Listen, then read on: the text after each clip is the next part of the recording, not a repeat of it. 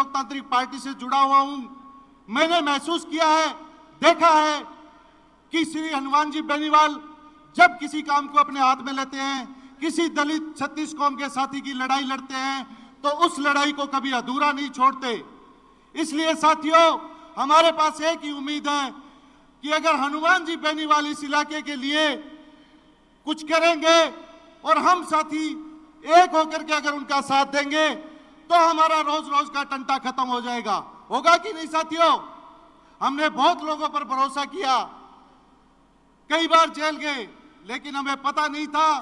हमने तो ऐसे ऐसे लोगों को एमएलए बना दिया जो लोग घर में भी मार खाते हैं, बाहर भी मार खाते हैं, कभी किसी थाने में रिमांड चलता है, कभी किसी थाने में शराब पीकर पड़े रहते हैं। साथियों, जब उन लोगों को मौका दे सकते हैं तो राजस्थान के, ये नहीं पूरे देश के जो शेर राजस्थान है, जिसको हर गरीब की चिंता रहती है, क्या उस आदमी के बारे में हम नहीं सोच सकते?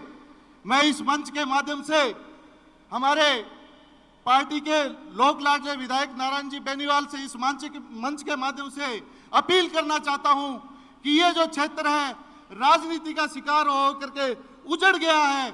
यहाँ इस क्षेत्र को अन्न का कटोरा कहा जाता था कभी, लेकिन राजनीतिक चुगलों के अंदर फंस करके यहाँ के खेत वीरान हो चुके हैं। इसलिए आपसे अपील है कि इस क्षेत्र को फिर से हरा भरा करने के अंदर आप योगदान दें। साथियों, दूसरा मुद्दा मैं फिर अपील करना चाहूंगा कि 2800 परिवार 6A के पीड़ित जो है, उनका मुद्दा भी आप विधानसभा में रखिए ताकि उन परिवारों को भी निजात मिले। साथियों, सबसे बड़ी चिंता, जिस तरह से यहाँ पे महीनाबंदी या ले करके जो हमारे नौजवान साथी हैं उनको नशे के दलदल के अंदर धकेल दिया गया है। रावड़ा और घरसाना को नशे की राजधानी कहा जाता है, जिसके लिए हमारे साथी दिन रात लड़ने वाले विजय जी जोड़ जो शहादत प्राप्त कर गए, उनके लिए भी हम सबको एक होकर के लड़ना पड़ेगा। साथियों, हमने देखा है कि कोने कोने में जहां भी अगर किसी का मोटरसाइकिल भी पकड़ लिया जाता है तो भी वो आदमी हनुमान जी बेनीवाल को याद करता है, और जब बड़े से बड़ा संकट किसी पे आता है तो वो हनुमान जी बेनीवाल को याद करता है।